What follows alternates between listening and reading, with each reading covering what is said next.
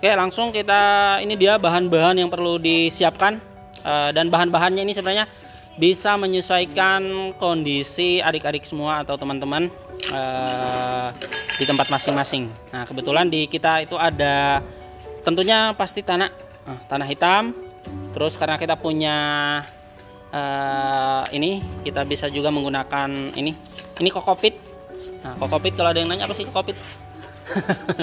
Kokopit itu adalah sabut kelapa yang udah dihancurkan. Oke, jadi adik-adik ini kebetulan ini adalah sabut kelapa. Coba kalau nah sabut kelapa. Jadi kalau adik-adik punya sabut kelapa tuh ibu bapaknya habis buat santan apa gitu, jangan dibuang, bisa dihancurin untuk media tanam gitu. Jadi, dan ini sangat baik sekali untuk organik, dan kandungan unsur haranya juga cukup komplit di dalam kokopit ini. Jadi bagus buat media tanam kita. Terus ada lagi satu kita punya nih. Nah, ini adalah sekam bakar. Sekam bakar ini yang sudah dibakar. Ini dari kulit padi yang udah dibakar. Kalau adik-adik tidak punya sekam bakar, bisa juga hasil bakaran sampah, daun, hasil bakaran sampah atau abu tuh. Kalau masih ada yang suka masak dengan bara atau dengan kayu, ibu bapaknya bisa diambil abunya tuh. Nah, itu bisa juga sebagai penetral atau menaikkan pH tanah gitu, dan membunuh bakteri-bakteri apa Bu Fatim? Patogen. Nah, nanti kalian akan belajar di biologi patogen nanti. Dan bahannya ini sebenarnya bisa menyesuaikan aja gitu. Kalau memang nggak ada ini jangan dipaksain ya, atau apalagi harus membeli ya, nggak usah membeli. Nah, kalau kayak ini kan mudah, tinggal kalian hancurin aja tuh. Sekuat tenaga kalian menghancurkan sabut kelapa. Oke, gitu ya. Nah, yang adanya kami itu cuma tanah, nggak apa-apa, berarti cuma tanah aja gitu. Dan pasti setiap bahan itu semakin banyak campuran bahannya, maka akan semakin bagus ketersediaan unsur hara yang ada di media tanam kita yang kita akan buat. Jadi, tapi Bapak yakin kalau di ladang, khususnya di ladang, itu banyak sekali kompos, terutama dari limbah sawit. Dan nanti ini dari ketiga bahan ini kita akan campurin jadi satu, dan kita akan masukkan ke dalam media yang sudah di sana tuh, botol. Oke, kitanya perbandingannya berapa Pak? Perbandingannya 1:1:1. Nah, gitu. Ya 1:1 gitu. Oke, itu dia dihancurin. Nah, biasanya ini pakai kapak, kalau nggak ada pelan-pelan, jangan anarkis. Terutama safety kalian, terutama penggunaan alat-alat yang tajam, mohon diperhatikan ya.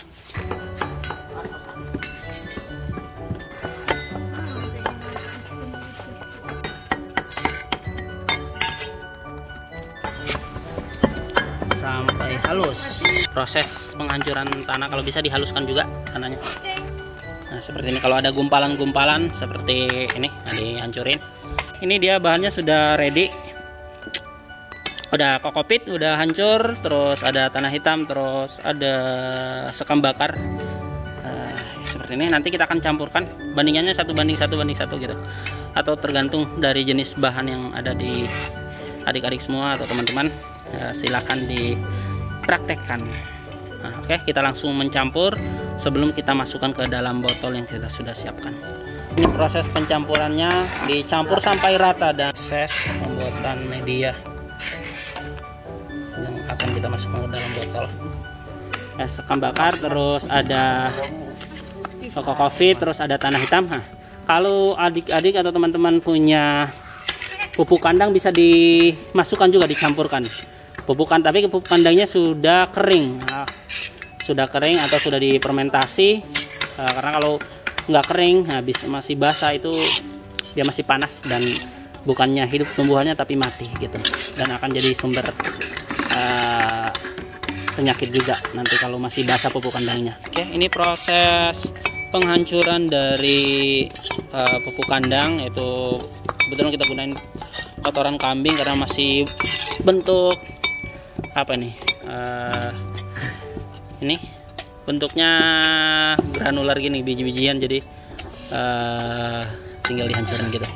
Kalau di kalian ada kotoran ayam juga bisa dihancurin ya, terutama yang udah kering ya. Jadi kalau ada kotoran ayamnya jangan dibuang. Nah, tapi ditumpuk, dibuat satu tempat gitu untuk penampungan, nanti kalau udah kering bisa dimanfaatin. Oke, untuk memanfaatkan bahan bahan-bahan organik atau pupuk kandang yang ada di lingkungan kalian semua. Setelah itu kita akan campurkan ke media sana tadi. Semakin banyak campuran media kita, maka semakin banyak unsur hara yang akan ada di dalam media tanam. Ini proses pengisian dari botol yang sudah disiapkan tadi, yang sudah dilubang seperti itu. Oke, prosesnya seperti ini. Kita isi itu jangan terlalu penuh ya, sekitar segini. Nggak boleh terlalu penuh. Botol paling bawah seperti ini. Ngisinya itu bisa menggunakan air putih biasa seperti ini, atau air hujan bisa. Diisi air hujan, atau air kolam bisa.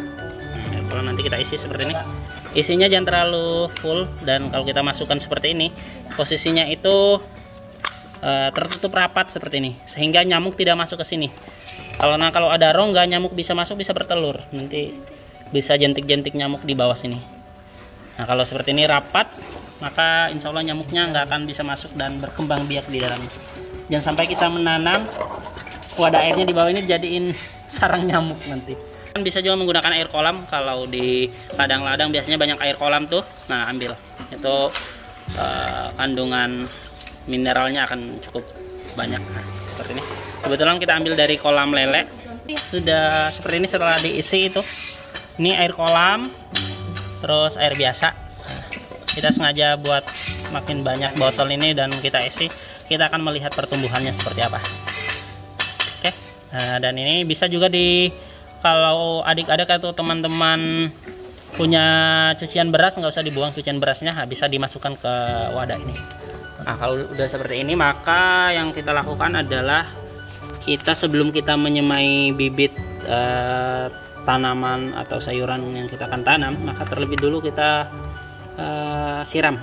Penyiramannya supaya lembab. Kenapa kita perlu siram? Karena pasti tumbuhan itu belum bisa ngakar untuk menyerap air yang dari bawah. Jadi kita siram aja seperti ini supaya tetap lembab.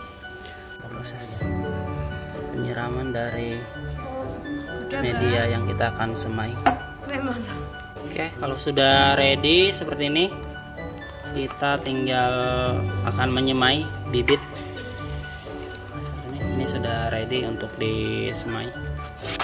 Oke, kebetulan ini bibit kangkung yang kita akan semai. Kebetulan kita ada kangkung, atau nanti di tempat adik-adik itu bisa menyesuaikan biji atau sayuran apa aja yang bisa didapatkan untuk ditanam. Prosesnya seperti ini biji kangkung. Nah, biji kangkung ini karena keras, biasanya kita akan melakukan satu treatment supaya cepat tumbuh. Nah, ini biji kangkung yang kita sudah rendam 6-12 jam gitu sebelum kita semai, maka kita rendam dulu. Kalau bijinya itu sudah direndam air, maka airnya itu kan akan masuk ke dalam biji. Nah, itu akan mengaktifkan enzim-enzim yang dia gunakan untuk nanti pertumbuhan begitu. Jadi proses pemasukan air ke dalam biji ini namanya imbibisi. Jadi dia mengaktifkan enzim-enzim untuk pertumbuhan biji. Gitu ya. Jadi lebih baik kalau sebelum menanam memang harus direndam terlebih dahulu. Seperti ini kita bisa mungkin 8-10 biji. Cukup, jangan sampai lebih, karena nanti pertumbuhannya akan terlalu sempit buat ukuran botol itu kangkung. Jadi kita nanamnya seperti ini. Sudah selesai kita taburkan atau semai di atas media ini dalam botol, maka selanjutnya kita akan menaburkan daripada media yang sama seperti ini. Kita tipis-tipis saja. Jadi bijinya harus ditutupi lagi dengan media supaya biji ini tidak terpapar matahari langsung. Karena kalau dia tertutupi, jadi kan dia pertumbuhannya lebih cepat. Kenapa? Karena cahaya matahari itu menghambat hormon pertumbuhan begitu.